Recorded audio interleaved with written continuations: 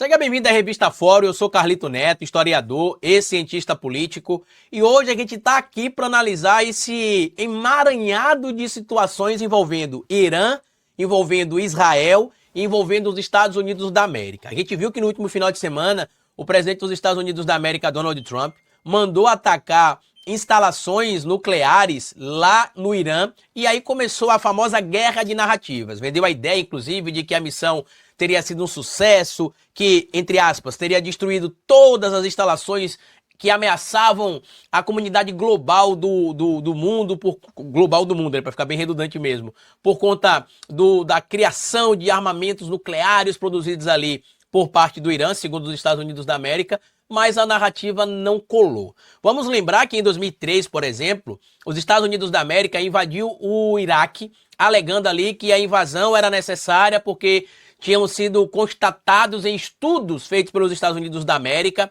que o Iraque estaria produzindo armas de destruição em massa. E isso incluiria, em tese, armas químicas e armas nucleares. Passou-se o tempo, ficou comprovado que isso não aconteceu, tanto que tem vários documentários, documentos públicos do governo dos Estados Unidos da América reconhecendo isso, inclusive também. E tem um filme que eu vou recomendar para vocês. Quem é do Nordeste vai ter o feriado aqui agora de São João, né? Que é amanhã. Alguns lugares é feriado aqui no Nordeste por causa do São João.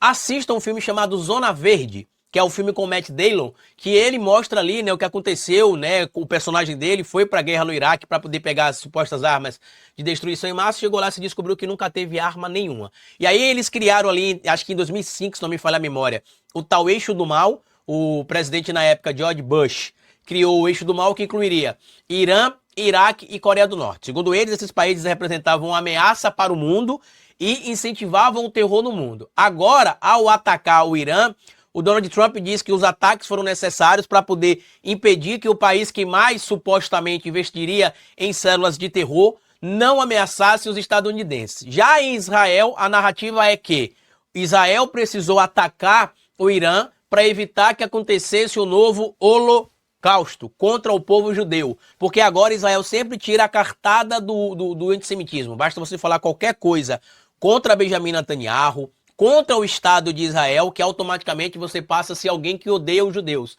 sendo que uma coisa não tem nada a ver absolutamente com a outra. Inclusive, nessa perspectiva criada por Benjamin Netanyahu, os próprios judeus lá em Israel que criticam o Estado de Israel seriam em tese antissemitistas também, por exemplo? Evidentemente que não. O Bernie Sanders, que é um senador democrata, já veio a público, inclusive, disse ali que os Estados Unidos não podem repetir o mesmo erro de 2003 ao invadir o Iraque para poder pegar armas de destruição em massa, e não encontraram nenhuma arma de destruição em massa. O chanceler do governo Lula atualmente, né, o chefe da diplomacia do governo do presidente Lula, o Celso Amorim, veio a público dizer que a ordem mundial que a gente conhecia acabou, né, em específico porque os Estados Unidos da América têm tentado criar essa estabilidade global. Eles não aceitam a nova organização geopolítica que o mundo está passando, e geoeconômica também, liderada pela China e seus aliados. Eu já citei aqui, inclusive, em análises feitas aqui na Revista Fórum, tanto nos meus vídeos quanto no Fórum 11:30, que são as minhas participações às quartas-feiras aqui na Revista Fórum, que 40%, vou arredondar os números aqui, tá? 40% aproximadamente da população global faz parte hoje do chamado bloco do BRICS. Também cerca de 40% da economia global, do PIB global, está dentro do BRICS. Eu até expliquei na época lá que o Trump estava sancionando vários países, colocando taxas, né, implementando ali tributações. Eu expliquei, olha, vai chegar um momento que a China vai dar de ombros e vai tentar encontrar outras alternativas, porque hoje a China consegue, em tese, sobreviver sem necessariamente essa parcela econômica que os Estados Unidos representariam para eles. Tanto que em algumas entrevistas, representantes do Estado chinês falaram: a gente está pronto para qualquer tipo de conflito, seja no campo econômico, seja no campo bélico, e que inclusive a China existe há mais de 5.000 anos e a maior parte desse tempo ela existiu sem os Estados Unidos da América, tá? Mas tem um ponto aqui dessa história toda que está me chamando bastante atenção, que é o quê? Primeiro, a narrativa de que o Irã não quer negociar. O Irã nunca saiu da mesa de negociações, tanto que ontem, na reunião do Conselho, do Conselho de Segurança da ONU, o embaixador de Israel, do Irã, perdão, na ONU, o Amir Sayed Iravani, disse claramente isso, que a agressão dos Estados Unidos da América contra o Irã é brutal, é uma agressão sem precedente, sem base legal nenhuma, inclusive violando algumas cartas e acordos que o Irã tem com a comunidade internacional, e que inclusive o motivo seria basicamente um motivo político, tá? No caso da Rússia, as palavras foram até mais duras. Por quê? O Vasily Nebenzia disse claramente que o que os Estados Unidos da América estavam fazendo ao atacar o Irã era algo irresponsável, era algo descabido, uma grande hipocrisia dos Estados Unidos da América. Uma grande hipocrisia. Hoje a gente teve declarações, inclusive, do próprio Putin, né, em entrevistas que ele tem dado ali, ou informações públicas que tem vindo ali. O Putin se reuniu com o representante do Irã e mandou um recado para os Estados Unidos da América, dizendo claramente que a agressão promovida pelos Estados Unidos contra o Irã foi sem base ou justificativa. E aqui entra o ponto polêmico, que muita gente acha que porque a gente está falando isso, a gente está defendendo que o Irã destrua Israel, que o Irã destrua... Não tem nada a ver uma coisa com a outra. A gente está falando sobre diplomacia e soberania nacional. O que isso quer dizer, Carlito? Que se o Irã tem um programa que os Estados Unidos discorda, que o Israel discorda, se discorda, tem que tentar dialogar.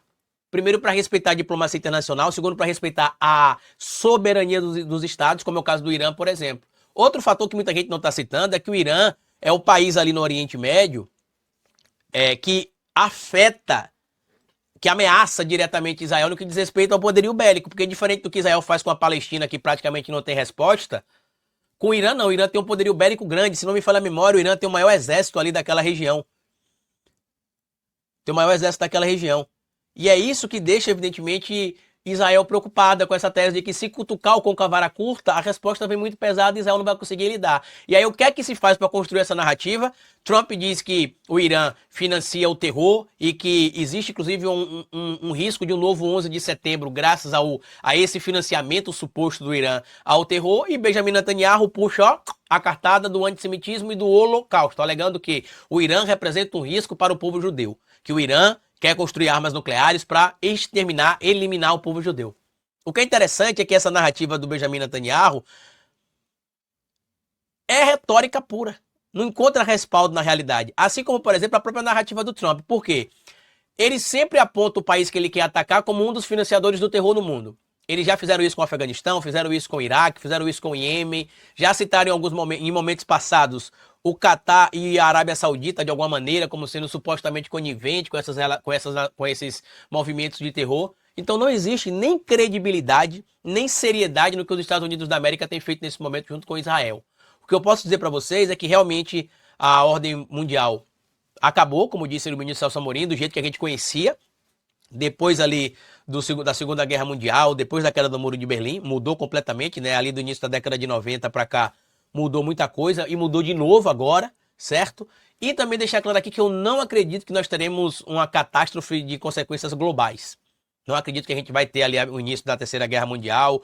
Quem me segue na internet há muito tempo vai lembrar que lá em 2017 se falou a mesma coisa quando Trump começou a ter alguns empecilhos ali, alguns entrevelhos com o Kim Jong-un, né, com aquela história do botão. Eu tenho um botão vermelho que eu aperto e disparo os mísseis nucleares. Aí o Trump, eu tenho também um botão vermelho, mas o meu botão funciona. E aí muita gente falou, e agora? Será que vai ter um conflito bélico de consequências globais? Vai ter a Terceira Guerra Mundial? Eu falei que não, assim como eu não acredito que hoje também terá a Terceira Guerra Mundial por vários motivos. O Trump não tem apoio interno, nem da população, nem dos próprios políticos aliados. Teve uma entrevista concedida algumas semanas atrás, alguns dias atrás, na verdade, pelo Ted Cruz, para o Tucker Carlson, que é um trumpista na mídia, né? Ele seria uma mistura de Paulo Figueiredo com Augusto Nunes, com Alexandre Garcia. Não dá para trazer uma pessoa específica no Brasil, talvez o Alan dos Santos, uma pessoa específica no Brasil que a gente poderia comparar em tese com o Tucker Carlson em relação a o que ele representaria para o trumpismo, o que uma pessoa similar representaria no Brasil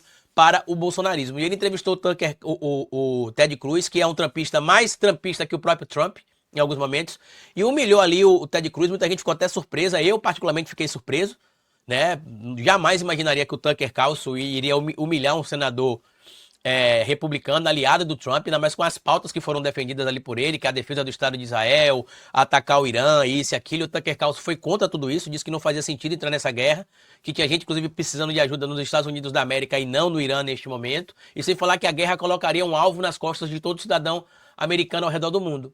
E aí depois ele admitiu que ele não conhecia a mesma Bíblia, que apoiava Israel não por ser algo conectado à religiosidade, mas por questões pessoais, porque o Tucker Carlson provou para ele também que, religiosamente falando, não fazia sentido ele ser cristão e apoiar Israel da maneira que ele apoiava, conectando isso à religiosidade cristã protestante, cristã que ele tinha, né? Inclusive até algumas pessoas ouviram ali em algum momento a palavra analfabetismo, analfabeto bíblico, ou algo do tipo, para se referir ali a algumas dessas citações que estavam sendo feitas ali pelo Ted Cruz.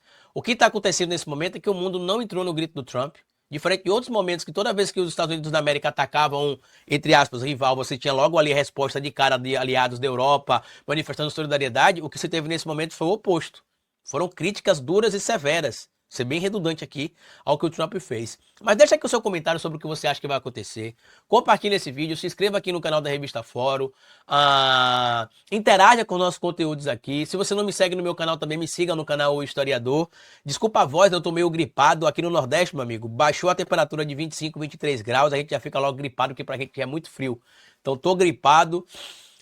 Quase não consigo gravar o vídeo de hoje, inclusive não vou garantir participar da quarta-feira do Fórum 11h30. Se eu vou tomar remédio, se eu melhorar, eu participo, porque o vídeo gravado para mim é mais fácil de fazer. Mas é isso. Comenta o que é que você espera do que vai acontecer. Grande abraço e até o nosso próximo encontro aqui, tá bom? Tchau!